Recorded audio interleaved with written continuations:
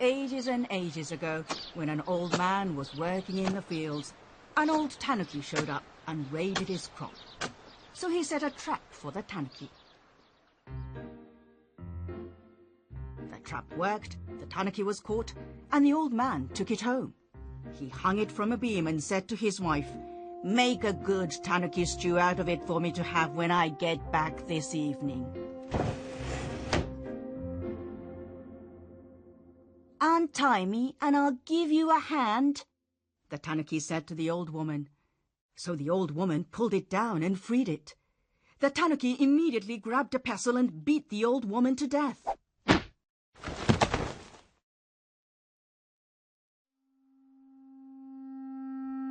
When the old man came home and found his wife dead, he bawled like a little baby. "Hey, what's the matter?" said a white rabbit who had just come down from the surrounding mountains into the house. Having heard the old man's story, the rabbit told him, "Don't you worry about it. I'll get back at that tanuki for you." Before long, the rabbit arrived at the tanuki den and began eating dried chestnuts. Hearing the sound, the tanuki crawled out of its den. "Mr. Rabbit," asked the tanuki, "would you share some of your chestnuts with me?" "Sure, if you take half this firewood on your back to that mountain in the distance."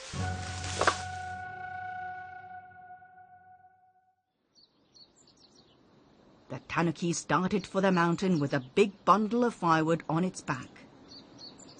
The rabbit, not far behind, took the opportunity to strike some flints together, creating sparks that crackled.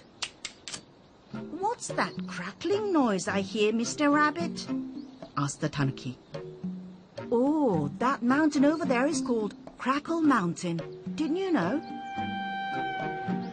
"Oh, no, I didn't," said the tanuki, plodding along again. The sparks from the flints jumped onto the firewood on the tanuki's back, creating a roaring fire. The tanuki moaned and wailed, writhed and rolled about until the firewood fell off its back, and it raced home and flew into its den. The very next day, the rabbit ground hot pepper into some miso paste and went to see how the tanuki was getting along. "I've brought an ointment that is just what the doctor ordered for burns," said the rabbit. "Oh, thank you so much," said the tanuki. "Please rub it in right now." The rabbit rubbed the miso and hot pepper paste deep into the tanuki's burns.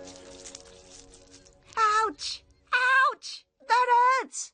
cried the tanuki, rolling around from one corner of its den to the other.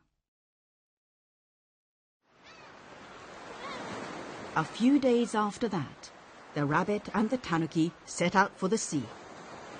And when they got there, the rabbit made a boat out of wood.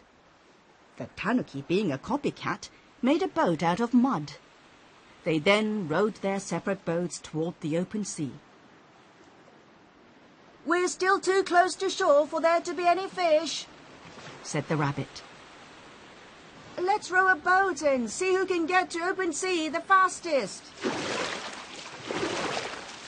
They rowed with all their might, but little by little, the tanuki's boat filled up with water and the mud started falling apart. "Oh no!" cried the tanuki. "My boat has broken apart! I'm sinking! I'm sinking! Help! Help!"